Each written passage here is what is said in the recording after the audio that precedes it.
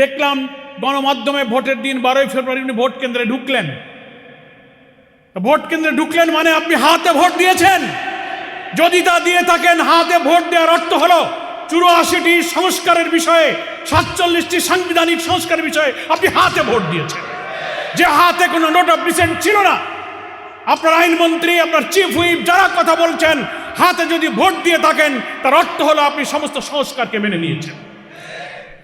তা যদি মেনে নেন তাহলে আপনি তার বিরুদ্ধে এখন কথা বলেন, ওটাকে অবৈধ বলেন, ওটা বেআইনি বলেন, তাহলে কি আপনি আপনার দেওয়া ভোটকে অস্বীকার করবেন? আত্মপরিচয়কে আপনি ভুলে যাবেন, আপনি নিজের সিদ্ধান্তকে ইগনোর করবেন। আর তা যদি না হয় তাহলে আর একটা পথ আছে, পার্লামেন্টে আপনাকে এসে বলতে হবে যে না, আমি হাতে ভোট দেইনি। জাতির কাছে সত্য স্বীকার করুন। পরিশেষে আমি বলতে চাই, যেহেতু আমাদের আসল নেতৃবৃন্দ পার্লামেন্টে যারা লড়াই করছেন, আর অনেক জাতীয় নেতৃবৃন্দ বক্তব্য রাখবেন, আমি এইটা বলে শেষ করতে চাই যে সামান্য জিনিস, এখনো ক্ষমতার 5 বছরের অনেক দিন বাকি। শুরুতেই আপনি যে সংকট তৈরি করেছেন তা না করলে ইতিহাসের বড় শিক্ষা হলো ইতিহাস থেকে কেউ শিক্ষা নেয় না। আপনাদেরকে সেই শিক্ষা নিতে হবে। তা না হলে যারা এই কর্তৃত্ববাদী ফ্যাসিবাদী শাসনের দিকে দেশকে নিয়ে গিয়েছিল তার পরিণতি থেকে আপনাদেরকে শিক্ষা নিতে হবে। জাতির সামনে এখন জ্বালানি সংকট, এখন হামের সংকট, দ্রব্যমূল্য, রেমিটেন্স কিভাবে কমছে।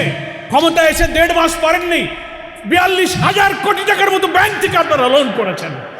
সব জায়গায় আপনারা হাত দিচ্ছেন, অমুককে সরা, অমুককে পাল্টা, অমুককে রিজাইন করো। আপনার অবস্থা দেখে মনে হয় সেই কর্তৃত্ববাদী ফ্যাসিবাদের দিকে আপনি ধাবিত হয়েছেন। সেখান থেকে ফিরে আসুন, এই সংকটের সমাধান করুন। আজকে 11 দলীয় ঐক্যের এই জাতীয় সেমিনার আয়োজনের এটাই উদ্দেশ্য যে এই সেমিনারের যত বিদগ্ধ আলোচক যে মেসেজ দিলেন, আপনি কেবল বলেছেন হ্যাঁ গণভোট যেহেতু হয়েছে তাই বৈধ, তো এখন বলুন সংস্কার পরিষদ যেহেতু প্রেসিডেন্সিয়াল অর্ডার হয়েছে এটাও বৈধ, পরিষদের বৈঠক ডাকুন এবং জুলাই সনদকে বাস্তবায়ন করুন। সকলকে ধন্যবাদ। আল্লাহ হাফেজ। বাংলাদেশ জিন্দাবাদ। 11 দলীয় ঐক্য জিন্দাবাদ। সম্মানিত সুধী মণ্ডলী,